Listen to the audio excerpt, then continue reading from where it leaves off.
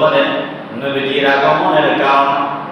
নবীজি দুনিয়ায় তাশরীফ আনলেন, এই কথা শুনে আবু তালেব তার যে গোলাম ছিল ওই গোলামকে হাতের শাহাদাত আঙ্গুলি ইশারা দিয়া আজাদ করে দিলেন, মুক্ত করে দিলেন।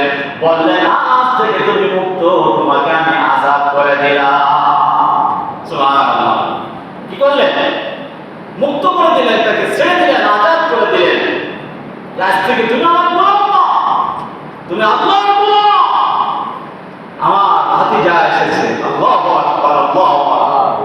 নবীজি আপনি খুশি হইয়া আবু তালেব এই হাতের শাহাদাত আঙ্গুল দিয়া ইশারা করার কারণে আবু তালেবের কবরে প্রতি সোমবারে আল্লাহ তাআলা ওই শাহাদাত আঙ্গুলে কিছুটা মধু বের করে দেন।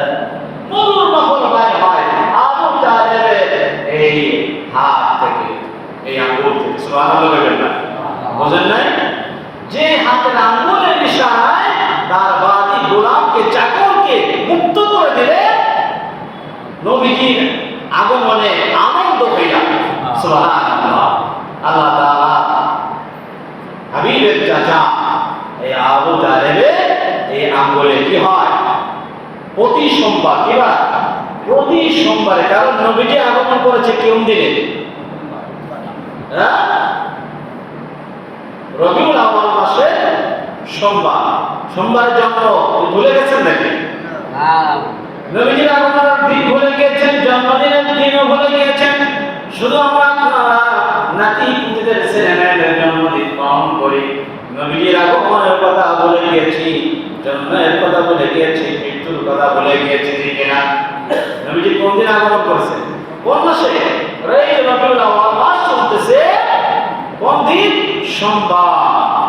দুনিয়া ছেড়েছে কোন দিন? সোমবার। জন্ম যেদিন, মৃত্যু সেই দিন। দাফন হয়েছে কিবা? বুধবার। সোমবারে তার জন্ম, মৃত্যু, বুধবারে দাফন। মদিনাতে শুইয়া কাঁদেন উম্মতের কারণ। সুবহানাল্লাহ। নবীজি মদিনাতে শুইয়া কাঁদেন কিসের কারণে? আমার আপনার কারণে, উম্মতি মুহাম্মাদীদের কারণে। নবীজি মদিনায় শুয়ে শুয়ে এখনো কাঁদেন। বলেন আল্লাহু আকবার। তাহলে নবীজির চাচা খুশি হইয়া সোমবারে যে নবীজি আগমন করলেন, এই আনন্দ হয়ে কি করলেন? আর এই আঙ্গুলের ইশারা দিয়ে তার গোলামকে আজাদ করে দিলেন। এই কারণে প্রতি সোমবারে তার কবরে নবীজির চাচা ওই আঙ্গুলের মাথা থেকে কিছুটা মধু বাহির হয়। আর মধু আহরণ করে, যখন ওই মধু আহরণ করে আঙ্গুল চষে, আঙ্গুল যত সময় চষে ওই চষা পর্যন্ত কবরে আযাবকে আল্লাহ তাআলা মাফ করে দেন। সুবহানাল্লাহ। আল্লাহু আকবার। তাহলে আল্লাহ তাআলা জিবরাইলের মাধ্যমে জানালেন যে আমি যদি আমার বন্ধুকে না বানাইতাম, জান্নাতও বানাইতাম না, জাহান্নামও বানাইতাম না। কথাকে বিশ্বাস হয়? বিশ্বাস করার নামই হচ্ছে ঈমান। বিশ্বাস করবেন না, ঈমান চলে যাবে।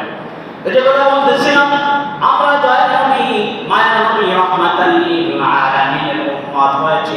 আল্লাহ তাআলা আমাদেরকে কবুল করেছেন। এজন্য আমরা শুকরিয়া আদায় করি, বলে আলহামদুলিল্লাহ। আল্লাহ রাব্বুল আলামিন তার হাবিবকে পাঠালেন, শুধু কি মক্কা মদিনার জন্য পাঠালেন? কথা বলেন, শুধু কি মক্কা মদিনার জন্য পাঠালেন? নবীজিকে আল্লাহ তাআলা বলেন, ওয়া মা আরসালনাকা ইল্লা রাহমাতাল লিল আলামিন।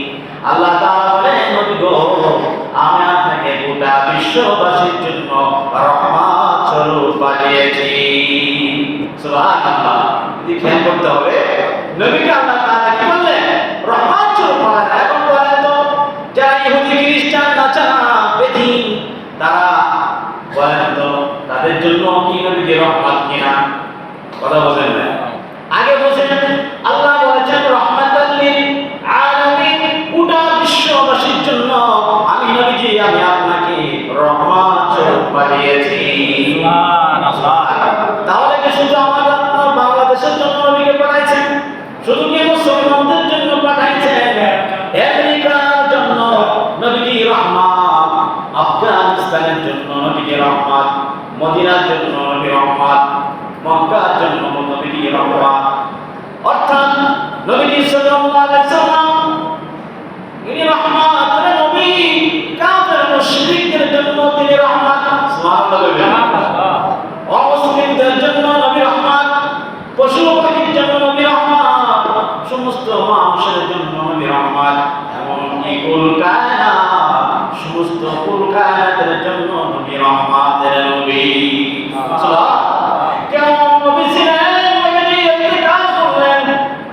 নবী ইন্তেকাল করে কিছুদিন পরে নবীজি স্বপ্ন দেখায়, ও বিলাল, বিলাল রে, তুমি আমি নবীকে কি ভুলে গিয়েছো?